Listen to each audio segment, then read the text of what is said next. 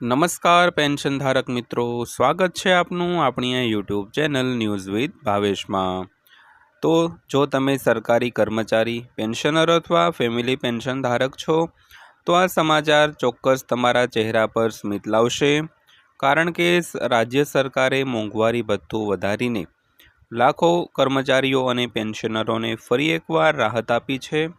તો સૌથી મોટી વાત એ છે કે આ વખતે માત્ર ડીએમાં વધારો કરવામાં આવ્યો નથી, પરંતુ 6 મહિનાનું એરિયર્સ પણ રોકડ ચૂકવણીના રૂપમાં આપવામાં આવશે। એટલે કે પગારની સાથે ખિસ્સામાં મોટી રકમ પણ ઉમેરાવાની છે। તો ચાલો આ સમગ્ર અપડેટને સરળ ભાષામાં વિગતવાર સમજીએ મિત્રો। તો મિત્રો, રાજ્ય સરકારના પેન્શનરો અને ફેમિલી પેન્શનરો માટે એક સારા એવા સમાચાર સામે આવી રહ્યા છે। તો આ વખતે સરકાર મોંઘવારી ભથ્થામાં વધારાની સાથે 6 મહિનાનું ડીએ એરિયર્સ છે તે રોકડ ચૂકવણીના રૂપમાં આપવામાં આવશે। એટલે કે આ પગારમાં તમારા ખિસ્સામાં મોટી રકમ છે તે ઉમેરવાની છે। તો મિત્રો, વિડીયોમાં વિગતવાર વાત કરવાના છીએ, એટલે વિડીયો અંત સુધી જોઈ લેજો। અને હજી સુધી જો આપણી આ ચેનલ તમે ન્યૂઝ વિથ ભાવેશ સબસ્ક્રાઈબ ન કરી હોય તો આવી જ માહિતીઓ મેળવવા માટે આપણી આ યુટ્યુબ ચેનલ પણ સબસ્ક્રાઈબ કરી લેજો મિત્રો। તો શરૂ કરીએ આજનો વિડીયો। તો સૌથી પહેલાં વાત કરીએ તો 7મા પગાર પંચ માટે 2% વધારો। તો જમ્મુ કાશ્મીર સરકારે 7મા પગાર પંચ હેઠળ કર્મચારીઓ અને પેન્શનરો માટે મોંઘવારી ભથ્થામાં 2%નો વધારો કર્યો છે।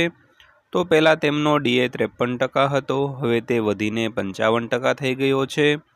તો સરકાર દ્વારા જારી કરાયેલા આદેશો અનુસાર આ નવો દર 1 જાન્યુઆરી 2025થી પ્રભાવી ગણવામાં આવશે। તો આનો અર્થ એ છે કે જાન્યુઆરીથી જૂન 2025 સુધીનું એરિયર્સ પણ ઉપલબ્ધ થશે, જે જૂન મહિનામાં રોકડ ચૂકવણી તરીકે આપવામાં આવશે। ઉપરાંત આ વધેલા ડીએને જુલાઈના પગારમાં કાયમી ધોરણે ઉમેરવામાં આવશે મિત્રો। તો મિત્રો, સરકારે છે તે મોંઘવારી ભથ્થામાં 2%નો વધારો કરીને જમ્મુ કાશ્મીર રાજ્ય સરકારે પોતાના જે પેન્શનરો અને ફેમિલી પેન્શનરો તેમજ સરકારી કર્મચારીઓ હોય તેનું મોંઘવારી ભથ્થું 55% કરી દીધું છે। અને સરકાર દ્વારા જારી કરાયેલા આદેશો અનુસાર આ નવો દર 1 જાન્યુઆરી 2025થી પ્રભાવી ગણવામાં આવશે। તો આનો અર્થ એ છે કે જાન્યુઆરીથી જૂન એમ ટોટલ 6 મહિનાનું એરિયર્સ પણ મળવાપાત્ર રહેશે, જે જૂન મહિનામાં રોકડ ચૂકવણી તરીકે આપવામાં આવશે। ઉપરાંત આ વધેલા ડીએને જુલાઈના પગારમાં કાયમી ધોરણે ઉમેરવામાં પણ આવશે મિત્રો। તો ત્યારબાદ વાત કરીએ તો 6ઠ્ઠા પગાર પંચના કર્મચારીઓને પણ રાહત। તો માત્ર 7મા પગાર પંચના કર્મચારીઓને જ નહીં, પરંતુ સરકારે 6ઠ્ઠા પગાર પંચ હેઠળના કર્મચારીઓ અને પેન્શનરોને પણ મોટી રાહત આપી છે। તેમના ડીએમાં સીધો 6%નો વધારો કરવામાં આવ્યો છે। તો અત્યાર સુધી 6ઠ્ઠા પગાર પંચ કર્મચારીઓના 246% મોંઘવારી ભથ્થું મળતું હતું, જે હવે 252% થઈ જશે। તો આ નવા દરો 1 જુલાઈ 2025થી અમલમાં આવશે। એટલે કે કર્મચારીઓનો પગાર અથવા પેન્શન 6ઠ્ઠા પગાર પંચની ભલામણો હેઠળ નક્કી કરવામાં આવે છે, તેમને પણ મોંઘવારી અને વધતી કિંમતો વચ્ચે થોડી રાહત મળશે મિત્રો। તો ત્યારબાદ વાત કરીએ તો આ વધારાથી કોને ફાયદો થશે। તો હાલમાં જમ્મુ અને કાશ્મીરમાં લગભગ 4 લાખ સરકારી કર્મચારીઓ અને 2 લાખ પેન્શનરો અને ફેમિલી પેન્શન ધારકો છે। તો દરેકને આ વધેલા મોંઘવારી ભથ્થાનો લાભ મળશે। તો આનાથી સરકાર પર આર્થિક બોજ વધશે, પરંતુ કર્મચારીઓના ચહેરા પર સ્મિત લાવવા આના કરતાં પણ વધુ મહત્વનું છે મિત્રો। તો ત્યારબાદ વાત કરીએ તો અગાઉના ડીએ વધારો પણ યાદ રાખો। તો આ પહેલીવાર નથી જ્યારે જમ્મુ કાશ્મીર સરકારે ડીએમાં વધારો કર્યો હોય। તો અગાઉ પણ જાન્યુઆરી અને માર્ચ 2024માં મોંઘવારી ભથ્થામાં 2 વખત વધારો કરવામાં આવ્યો હતો। તો જાન્યુઆરી 2024માં 7મા પગાર પંચના કર્મચારીઓના ડીએમાં 3%નો વધારો કરવામાં આવ્યો હતો, જે 50%થી વધારીને 53% કરવામાં આવ્યો હતો। તો માર્ચ 2024માં 6ઠ્ઠા પગાર પંચના કર્મચારીઓ માટે 7% ડીએ વધારો કરવામાં આવ્યો હતો।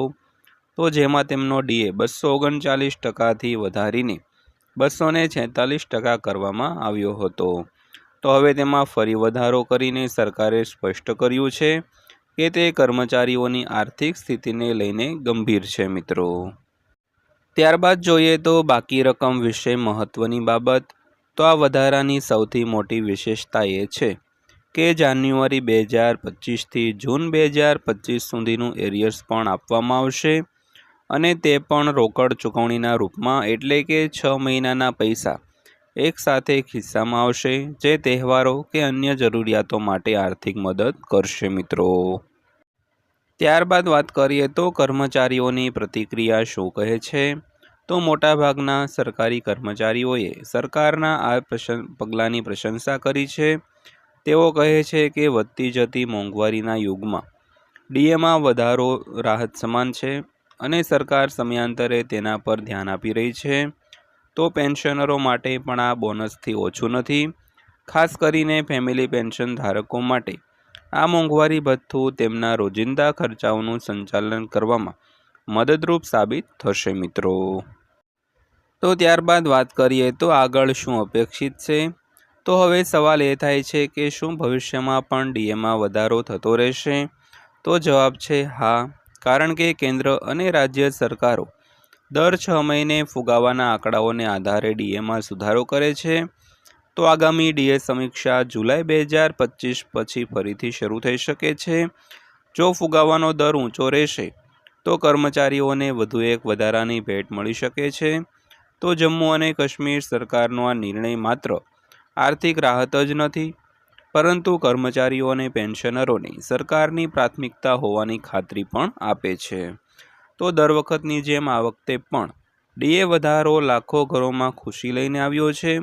એવા સમયે જ્યારે મોંઘવારી લોકોની કમર તોડી રહી છે, તો આવા નિર્ણયોથી કર્મચારીઓને થોડી રાહત મળે છે અને સરકારમાં વિશ્વાસ મજબૂત થાય છે મિત્રો।